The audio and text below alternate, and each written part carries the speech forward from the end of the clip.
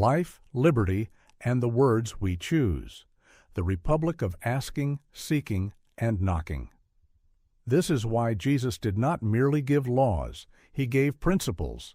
He exposed the failure of outward law when the inward person remained unchanged. He corrected the path. He brought attention back to the heart, the words, the deeds, and the fruit. A republic depends on this kind of individual responsibility. A democratic republic is not merely people voting. It is people seeking. It is people asking. It is people knocking.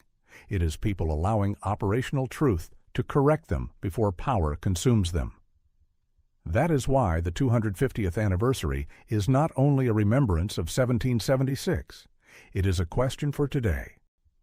Will we use the word democracy without asking what kind of democracy we are creating?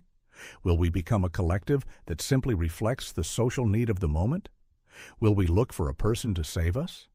Will we trade liberty for appetite? Will we use pursuit as an excuse for self-will?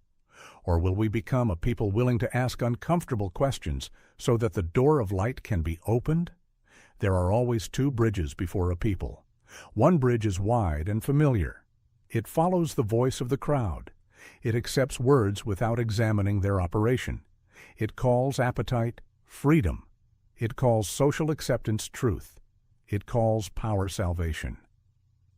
The other bridge is narrower. It requires asking. It requires seeking. It requires knocking. It requires that life come first, operational truth defining liberty, and pursuit be governed by light. Both bridges have an outcome.